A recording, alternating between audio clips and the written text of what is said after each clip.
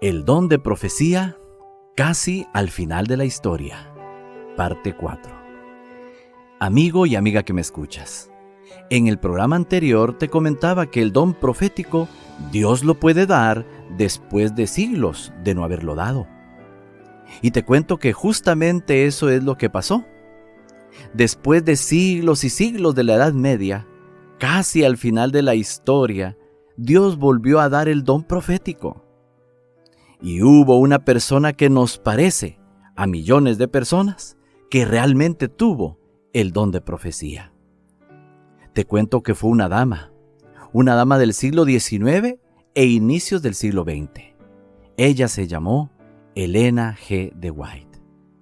Justamente en el programa anterior te di una breve introducción para que quedaras deseoso de saber la continuación. Y hoy precisamente vamos a dar esa otra parte que necesitas escuchar para entender que Dios realmente ha dado el don profético casi al final de la historia. La niñez de Elena White es digna de poder detenerse a ver varios aspectos para poder luego entender su obra literaria y estar convencido realmente que ella realmente tuvo el don de profecía.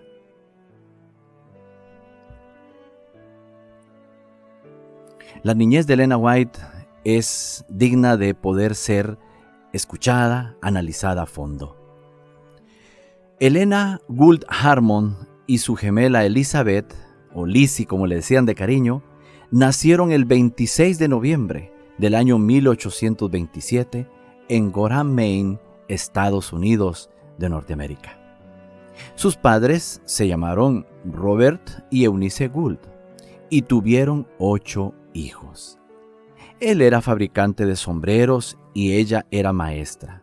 Ambos eran esforzados trabajadores que con costo lograban salir adelante con lo básico de su familia. Ellos eran personas cristianas, muy devotos por supuesto, se congregaban en la iglesia metodista. Y años después, ambos padres y 4 de los 8 hijos aceptaron el sábado como día del Señor, pues luego de varios estudios, como veremos más adelante. Pero todos eran inicialmente personas que se congregaban en una iglesia dominical y estaban felices allí. Elena era una niña especial, tenía ciertas virtudes, tenía cierta madurez que la hacía lucir distinta al resto de sus hermanos y hermanas. Pero 3 situaciones de su niñez afectaron el resto de su vida. Un accidente que tuvo a los 9 años, la predicación del gran William Miller y su experiencia religiosa. Fíjate, son 3 puntos importantes que quiero compartir contigo en esta ocasión. Número 1, un accidente que tuvo a los 9 años. Número 2, la predicación de William Miller. Y número 3, su experiencia religiosa con Jesús. En primer lugar, ese accidente la marcó por el resto de su vida. En 1836, ella regresaba de la escuela, estaba feliz, a ella le encantaba estudiar, le encantaba hacer tareas, era una niña muy dedicada. Lamentablemente, pues ya tú sabes que el bullying siempre ha existido. Y una niña que venía saliendo con ellas cuando iban pasando por cierto lugar, una niña de la escuela las estaba maltratando y cuando Elenita volteó a ver qué es lo que estaba pasando, entonces esta niña aprovechó para tirar una piedra grande, la cual llegó a impactar la parte superior de su nariz y de su frente. Inmediatamente cayó al suelo. Inconsciente. La tuvieron que llevar a un lugar, la atendieron, ella se despertó, intentó caminar, pero se volvió a desvanecer. La llevaron a su casa con el rostro desfigurado, inflamado completamente. Ni su mismo papá la logró reconocer. Pasó 3 semanas en estado de coma. Fácilmente pudo haber muerto, pero Dios tenía planes para ella. Sufrió problemas respiratorios. Pasaba por momentos álgidos de mucha debilidad. Pasaba por momentos de tristeza, de desesperación. ¿Pero por qué Dios permitió esto?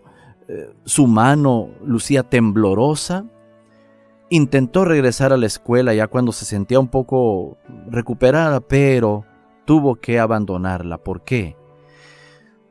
Porque se dio cuenta que todo era inútil. Le dolía la cabeza, no podía sostener el lápiz, no podía leer bien. Bueno, tuvo que dejar la escuela apenas cursando el 4º año de primaria. Esa tristeza la hizo buscar a Dios intensamente. Pues quizás algunos se hubiera deprimido y por qué Dios se hubiera despotricado contra el Señor, pero no. Ella simplemente se refugiaba en Dios, se hizo tímida, se hizo introvertida, no quería salir a la calle, en fin, pasó por serios problemas. Ella tal vez pudo haberle dicho a Dios, pero Señor, yo amo estudiar, ¿por qué ya no pude seguir estudiando? Pero es que Dios tenía planes para ella. Nosotros en el momento de repente no entendemos, pero ¿por qué los demás sí les va bien? ¿Por qué a mí me pasó este accidente? Quedé privado de un miembro de mi cuerpo, de repente quedé mal de mi cabeza, en silla de ruedas. Uno no sabe por qué Dios permite estas desgracias. Pero tal como vas a ver, el Señor tenía planes para Elenita. Para que más adelante, cuando la gente la viera progresar y la gente viera sus libros y sus obras literarias, la gente dijera, oye, ¿cómo puede una persona de 3º o 4º primaria hacer semejantes obras literarias? Todo mundo, como lo hacemos hasta el día de hoy, llegamos a la conclusión que solamente Dios tuvo que haber intervenido para que supiera tanto de tantas ciencias, de tantas áreas de la vida, habiéndose quedado en 3º o 4º primaria. En segundo lugar, la predicación de William Miller la impactó también, la marcó por el resto de su vida. Ella, al igual que muchos creyentes en aquella época, creían en un Dios severo, serio, que estaba allí casi como esperando el momento cuando alguien se equivocara. Daba temor el Dios que le enseñaban a mucha gente en aquella época.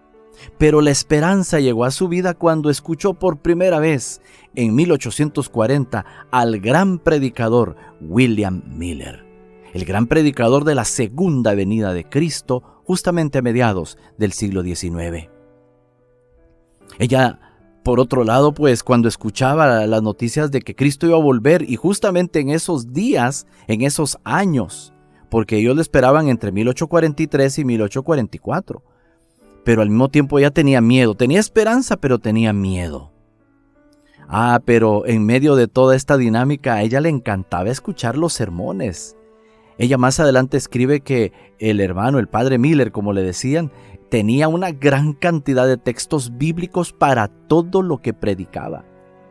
Puede ser que predicaba mucho tiempo, pero es que tenía tanto que decir. Era un hombre especialista en profecía bíblica, montón de textos. Le encantaba, como a él le encantaba la historia, pues tenía un montón de datos relacionados con, las civilizaciones antiguas, y estas historias eran cautivantes para ella. Ella, juntamente con su familia, incluso llegaron a dejar la iglesia metodista, porque la iglesia metodista de aquella época les dijo que no tenían permitido ir a escuchar los mensajes de Miller. Pero es que ellos, desde don Robert, que era el papá, y toda la familia decían, pero no estamos haciendo ningún pecado con esto, vamos a ir a escuchar contra cualquier consecuencia. Y entonces terminaron siendo desfraternizados de la iglesia metodista y se quedaron ya para escuchar permanentemente al padre Miller. Llegó el año 1844, el 22 de octubre, y ella estaba allí, con una gran cantidad de personas esperando la segunda venida de Jesús. Pero Jesús no llegó en esa época, no llegó en esa fecha. Había un malentendido en cuanto al evento que habría de suceder en esa fecha. La fecha estaba bien, el problema era el evento, no era la venida de Cristo lo que iba a suceder. William Miller se fue al anonimato, ya no quiso saber más de asuntos públicos. El movimiento millerita se desintegró, pero Elenita, esta jovencita que padecía de tantos problemas de salud, ella, a pesar de todo, quedó firme, quedó fuerte. Su experiencia religiosa vino a ser una tercera situación que, llegó a robustecer esa inclinación hacia lo religioso y espiritual. Retrocediendo unos poquitos años, cuando ella estaba en su adolescencia, dos sueños le dio el Señor y un aconsejamiento pastoral oportuno. Y esto fue lo que incrementó su afecto por Jesús. Esto hizo que ella no desfalleciera pensando que el Señor la ignoraba, que Dios no la quería, que la había abandonado a una enfermedad que otros no tenían y que ella sí. Otros tuvieron oportunidad de progresar en la escuela, ella no, que tanto amaba los estudios. Bueno, bien pudo haberse desanimado, hacerse atea, pero no. Bendito sea Dios, esta adolescente logró, con esta intervención divina y estos sueños sobrenaturales que tuvo, Dios le estaba mostrando que no estaba sola. Un sueño consistió en una contemplación del templo celestial. Imagínate qué gran privilegio. Una contemplación del templo celestial. Y en otro sueño, un encuentro nada más y nada menos que con el Señor Jesús. Con estos sueños empezó a ver a Dios, ya no con miedo, sino con confianza. La experiencia religiosa de ella empezó a mejorar en la medida que también sus problemas de salud continuaban, pero ella se aferraba a Cristo. Su madre le aconsejó que también recibiera consejería, la consejería pastoral. Y entonces ella buscó al pastor Levi Stockman. Y luego de que este pastor escuchó la narración de ambos sueños, le dijo: hijita, Jesús debe estar preparándote para una obra especial. Jesús debe estar preparándote para una obra especial. Sí, efectivamente, mi querido amigo y amiga, estos sueños sobrenaturales eran apenas un anticipo, eran como las primicias, eran las primeras gotitas de lo que más adelante le sería derramado a raudales. El pastor Stockman le explicó que Dios tenía un amor tierno para ella y para con todos los seres humanos. Con ello, Elenita empezó a ver a Jesús como un amigo personal, ya no solamente como un Dios distante, sino como un Dios amante, un padre que está deseoso de abrazar a sus hijos. Y así fue transcurriendo la adolescencia de Elena Harmon. A los 13 años fue bautizada en la iglesia metodista, tal como te mencioné, es donde ella se congregaba. Ella y su familia entonces fueron grandes cristianos desde un inicio. Pero el contacto con los mileritas vino a sumarse a esa experiencia religiosa. Ellos, con este asunto de la venida de Jesús y que esperaban a Cristo en 1844, se emocionaron. Fue un clímax, unos años maravillosos que pasaron entre 1840 y 1844. ¿Se había cumplido la profecía? Sí, se había cumplido una profecía. Apocalipsis 10:10. Ellos habían sentido aquel mensaje dulce, la noticia dulce de Jesús. Tú puedes buscar Apocalipsis 10:10 y te vas a dar cuenta que allí en lenguaje simbólico hay una experiencia que es acreditada a Juan, que Juan es el que la está experimentando, pero en realidad era un anticipo de lo que la iglesia en el futuro iba a experimentar. La iglesia de ese entonces experimentó una noticia dulce, pero que tuvo un amargo desengaño. Y entonces ahí se cumplió una profecía y bueno, ella, a pesar de que Jesús no vino, de que lloró mucho, a pesar de todo eso, ella llegó a considerar 1844 como el año más feliz de su vida. Los miles de mileritas fueron dispersos. Los pocos que quedaron para saber qué había pasado fueron consolados y orientados con el don de profecía. Elena recibió ese don justo después, poco después. Entonces los mileritas, que es el montón de personas que habían esperado a Jesús, bueno, ese grupo se desintegró. Muchos regresaron a sus iglesias dominicales, otros regresaron a la vida licenciosa, pero hubo un grupito pequeño que dijo: no, nosotros no vamos a hacer eso, nosotros vamos a regresar a la Biblia para ver en qué nos equivocamos. Y ese grupo que continuó, ese grupo chiquitito de unas pocas decenas, ese grupo que continuó orando, leyendo la Biblia, viendo en qué se habían equivocado, ese grupo recibió no quiero decir un premio, ¿verdad? pero sí recibió un don con el cual en primer lugar iban a ser consolados. Iban a ser consolados por la tristeza, el impacto de esa noticia de que Jesús pues no vino a la fecha que ellos deseaban, pero es que también Dios tenía en mente formarlos de allí en adelante como un grupo sólido que cada vez fuera creciendo y creciendo hasta llegar a ser el gran remanente en el tiempo del fin. Poco después de su cumpleaños, entonces, y después del 22 de octubre, en diciembre de 1844, a la edad de 17 años, Helena Harmon recibió su primera visión. Dios se la dio con el fin de animar a todos los que todavía creían, a los que continuaban con su fe, a los que habían pasado la prueba, el filtro de 1844. Ocurrió mientras ella oraba con un grupo de hermanas. Fíjate cómo Dios bendice cuando uno ora. Cuando uno está orando, llegan ideas, llegan proyectos, llegan solución a problemas, llegan nuevas expectativas, ilusiones. Por eso es que nos conviene tanto orar, mis queridos hermanos y hermanas. Donde quiera que tú estés, simplemente cierras tus ojos y automáticamente puedes ponerte en contacto con el Señor y Él te va a mostrar.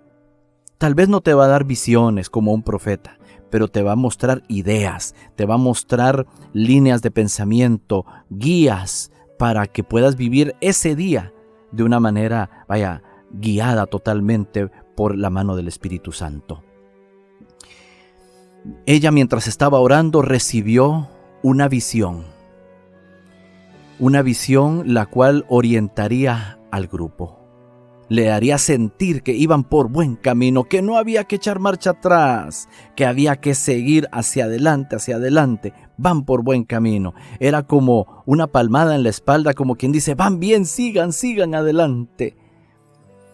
La joven Helena contó su primera visión al grupo de 60 creyentes adventistas de Portland, y se les llamó adventistas porque creían en el advenimiento. Adventista significa una persona que cree en el advenimiento.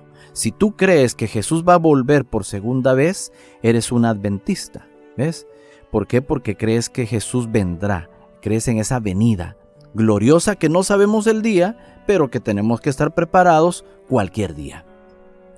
Este pequeño grupo creyó que era Dios quien les dirigía a través de esta joven. Sí, se dieron cuenta que ella era sincera, que la visión era real y que llegó para quedarse, ese don, llegó para quedarse en el grupo, para orientarles, para guiarles hasta la segunda venida de Jesús. Viajó con personas de confianza para contar su experiencia en Maine y en otros estados. La joven Helena contó su primera visión entonces con mucho ánimo, con mucho gozo, completamente segura que Dios le había hablado. Los creyentes cuando la escucharon, ellos al inicio estaban desanimados, confundidos, desorientados, pero después que escucharon esa visión, estos hermanos y hermanas dijeron, bendito sea Dios, esto nos ha llenado de consuelo, ahora ya sabemos que a pesar de que fuimos chasqueados, no hemos sido desamparados. Dios ha enviado a esta hermana para orientarnos, para animarnos, edificarnos, corregirnos, para ayudarnos a regresar a la Biblia y encontrar en ella más y más verdades que nos preparen para la segunda venida de Cristo. ¿Quieres tú saber de qué se trató esa primera visión? No te pierdas el siguiente programa, ahí estaremos explicándola. Que el Señor te bendiga, gracias por tu sintonía, te esperamos la próxima semana. Que el Señor te bendiga.